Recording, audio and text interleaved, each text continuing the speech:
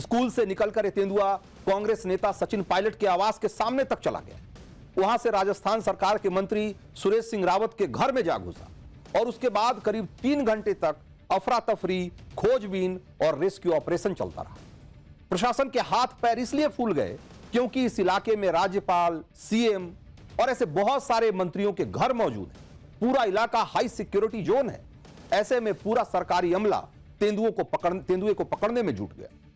तेंदुए को पकड़ने के लिए जाल लाया गया, लेकिन वन विभाग के कर्मचारी तेंदुए को पकड़ने के लिए एक जगह जाल लगाते और वो दूसरी तरफ भाग जाता, दूसरी जगह छलांग लगाकर चला जाता। ऐसे में तेंदुए को बेहोश करके पकड़ने की कवायद शुरू करनी पड़ी। ट्रैंक्विलाइजर गन लाना पड़ा और फिर तेंदुए का गली गली पीछा किया गया और बहुत मशक्कत के बाद तेंदुए को एक घर में ट्रैक किया गया और वहां उसको बेहोश करके पकड़ा गया। जयपुर के हाई सिक्योरिटी जोन में कैसी अफरा तफरी मची रही, हमारे सहयोगी की यह रिपोर्ट देखिए। वीवीआईपी इलाके यानी कि सिविल लाइंस में तेंदुए की धमक से पूरा इलाका दहल गया है। आप देखेंगे कैसे इस वीवीआईपी इलाके में भी लेपर्ड का मूवमेंट देखा गया है। ये पहले तो जल संसाधन मंत्री सुरेश रावत के आवास की तरफ ये पूरा लेपर्ड का मूवमेंट हुआ था, तो वहीं अब ये जो कॉलोनी है सिविल लाइंस के पीछे की तरफ काफी वीवीआईपी इलाका है, वहां पर मित्तल भवन में इस लेपर्ड को ट्रैंक्विलाइज किया गया है। साफ तौर पर आप देखेंगे वन विभाग और ये तमाम जो आला अधिकारी हैं वो मौके पर मौजूद है और इस तेंदुए को तय समय पर ही ट्रैंक्विलाइज कर लिया गया है, जिसे अब यहाँ से पकड़कर ले जाया जा रहा है, जंगल में छोड़ा जाएगा। ये पहली बार नहीं है जब जयपुर के तमाम पॉश इलाकों में लेपर्ड का मूवमेंट हुआ है और उसे पकड़ा गया है। यहाँ पास में ही झालाना लेपर्ड सफारी है, तो वहीं साफ तौर पर वहां से मूवमेंट रिहायशी इलाकों में इन तमाम तेंदुओं का हो जाता है। तो आज जयपुर के सबसे पॉश और वीवीआईपी इलाके में भी तेंदुए की धमक देखेगी, जिसके बाद से तमाम जो इलाका है वो दहल गया, क्योंकि यहाँ पर मुख्यमंत्री निवास भी है। तो वहीं तो जंगल या खेतों में तो तेंदुए को पकड़ना या उसे पिंजरे में कैद करना आसान होता है, लेकिन जब तेंदुआ रिहायशी इलाकों में पहुंच जाता है तो ज्यादा खूंखार हो जाता है और खुद को बचाने के लिए वो जानलेवा हमला भी कर सकता है। ऐसे में तेंदुए को पकड़ना और मुश्किल हो जाता है। सुनिए तेंदुए को पकड़ने वाले जयपुर के डीएफओ ने क्या कहा। कॉमन साहब स्टाफ के द्वारा हमने देखने की कोशिश करी, लेकिन वहाँ पे वो नहीं था। उसके पीछे गेट था, गेट के अंदर अपन कपड़े धोने के लिए लॉन्ड्री का एक स्पेस रखते हैं ना, वो कवर्ड था ऊपर से चारों तरफ से। उसके कुछ बर्तन फेंके नहीं हुआ, एक बाल्टी फेंकी तो मूवमेंट हो गया और मैं बिल्कुल तैयार था उसके लिए, जैसे ही वो करेगा मुझे उसको। तो जयपुर में घुसे तेंदुए को तो पकड़ लिया गया, लेकिन तेंदुए के हमलों का सबसे ज्यादा खौफ महाराष्ट्र में। बीड़, नासिक, पुणे, कोल्हापुर से लेकर अहिल्यानगर तक पूरे विदर्भ में तेंदुओं ने लोगों की नींद उड़ा रखी।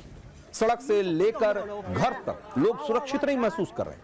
गांव में किसानों पर तेंदुए लगातार हमले कर रहे हैं और पुलिस वाले तक तेंदुए के शिकार हो रहे हैं और उसकी तस्वीरें लगातार वहां से आ रही। महाराष्ट्र में तेंदुओं के बढ़ते हमले को लेकर अब सरकार की चिंता बढ़ गई। सीएम देवेंद्र फडणवीस ने एक हाई लेवल मीटिंग भी बुलाई और उसमें वन विभाग, राजस्व विभाग, पुलिस विभाग के अधिकारी तलब किए गए। मीटिंग में सीएम देवेंद्र फडणवीस ने लोगों की सुरक्षा के लिए जरूरी कदम उठाने के निर्देश दिए। वन विभाग के अधिकारियों को रात में गश्त बढ़ाने के निर्देश दिए गए हैं। सरकार प्रभावित इलाकों में सीसीटीवी कैमरों का जाल बिछाए, ऐसा कहा गया है। इसके अलावा इन इलाकों में पेट्रोलिंग और बढ़ाई जाए और जरूरत पड़ने पर तेंदुओं को इंजेक्शन देकर पकड़ा जाए।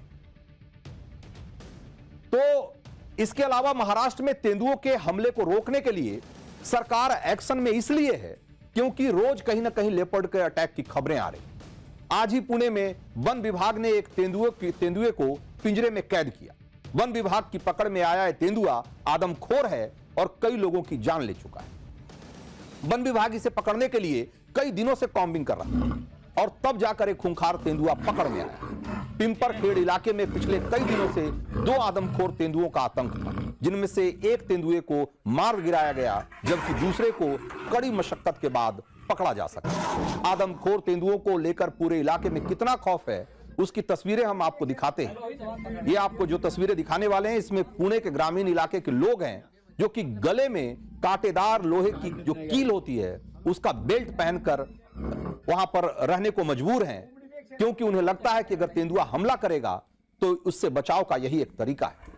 घर से निकलने के बाद सभी लोग इसी तरीके से गले में लोहे की बेल्ट पहनकर निकलते हैं, क्योंकि किसी को नहीं पता कि तेंदुआ कब और कहां से हमला कर देगा। और सिर्फ इंसान ही नहीं, यहां तो पालतू जानवरों को बचाने के लिए भी इसी तरह की लोहे की बेल्ट पहनाई जा रही है। दरअसल तेंदुआ गर्दन पर अटैक करता है और गला घोंटकर अपने शिकार की जान लेता है। ऐसे में अगर गले को सेफ कर लिया जाए तो तेंदुए के हमले से बचने का चांस बढ़ जाता है। तो महाराष्ट्र में तेंदुओं के हमले के बढ़ने की जो घटनाएं हो रही है वो इसलिए भी हो रही है क्योंकि अब जंगल धीरे धीरे सिकुड़ते जा रहे हैं। लेकिन इसकी दूसरी वजह यह भी है कि महाराष्ट्र में पिछले कुछ सालों में तेंदुओं की संख्या में जबरदस्त इजाफा हुआ है। मध्य प्रदेश के बाद तेंदुओं की संख्या के मामले में महाराष्ट्र दूसरे नंबर पर है और रिपोर्ट के मुताबिक महाराष्ट्र के जंगलों में रहने वाले तेंदुओं की कुल संख्या 3,800 के करीब है, जबकि एक अनुमान के मुताबिक खेतों में रहने वाले तेंदुओं की संख्या भी लगभग 2,000 के आसपास है। महाराष्ट्र में तेंदुओं की संख्या 2018 में 1690 थी, जो 2022 में बढ़कर 1985 हो गई। वहीं एक रिपोर्ट के मुताबिक महाराष्ट्र में पिछले 3 साल में बाघ और तेंदुओं के हमले में 245 लोगों की मौत हुई है। यह आंकड़ा कितना बड़ा है और ये इसको लेकर खौफ जो है वो यूं ही नहीं है, आप इस आंकड़े से समझ सकते हैं। महाराष्ट्र में इतने तेंदुए हो गए हैं कि रात के अंधेरे में सड़क पर तेंदुए आपको आसानी से दिखाई दे जाएंगे। बीड़ जिले की तस्वीर जरा दिखाते हैं आपको। यहां सड़क पर एक तेंदुआ घूमता हुआ दिखाई दे रहा है। पहले तो लगा कि जंगल से भटककर गांव की तरफ आ गया होगा, लेकिन उसी वक्त तेंदुए ने एक कार पर हमला करने की कोशिश की। 1 महीने पहले भी इसी तरह के एक हमले में एक किसान की मौत हो गई। 2 दिन पहले नासिक में भी तेंदुए ने दहशत मचाई थी। महात्मा नगर इलाके में पहुंचने के बाद तेंदुए ने कई लोगों पर हमला कर दिया था। लोग जान बचाने के लिए भागते हुए दिखाई दिए थे और इस दौरान कुछ लोग तो गाड़ियों में कैद हो गए थे और तेंदुए के हमले में करीब 9 लोग घायल हो गए थे, जिसकी की तस्वीरें अभी आपको मैं दिखा रहा हूं। और इसके बाद वन विभाग की टीम आई, लेकिन उसके भी पसीने छूट गए और करीब 5 घंटे तक सर्च ऑपरेशन के बाद इस तेंदुए को पकड़ा जा सका। तो आप सोचिए कि महाराष्ट्र और पुणे और उसके आसपास के इलाकों में ये जो तेंदुओं का हमला हो रहा है उसकी वजह से लोग कितने हलकान हैं और प्रशासन को इनको काबू में करने में कितनी मशक्कत का सामना करना पड़ रहा है। ऐसा नहीं है कि सरकार आदमखोर तेंदुओं को लेकर कुछ कर नहीं रही। मुंबई में तो ऐसे आदमखोर तेंदुओं के लिए रेस्क्यू सेंटर बनाया गया है, जहां प्रदेश भर से पकड़े गए तेंदुओं को रखा जाता है। मुंबई के इस रेस्क्यू सेंटर से हमारे संवाददाता की एक रिपोर्ट देखी।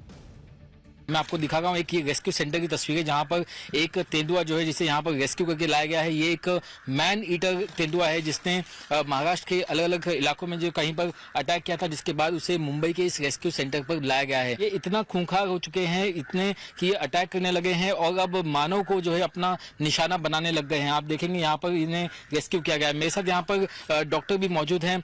मैडम, ये मैन ईटर्स में से एक है। कितने मैन ईटर्स इस वक्त हमारे रेस्क्यू सेंटर में? एक 5-6 मैन ईटर हमारे पास है, जिनको केज में या ट्रैंक्युलाइज करके पकड़ा गया है। देखिए, ये जो मैन ईटर्स अचानक क्यों बन जाते हैं? क्या इसके लिए इन्हें खाने की कमी जंगलों में होने लगी है या ह्यूमन जो एनक्रोचमेंट है वो ज्यादा होने लगा है? क्या कुछ स्टडी कहती है?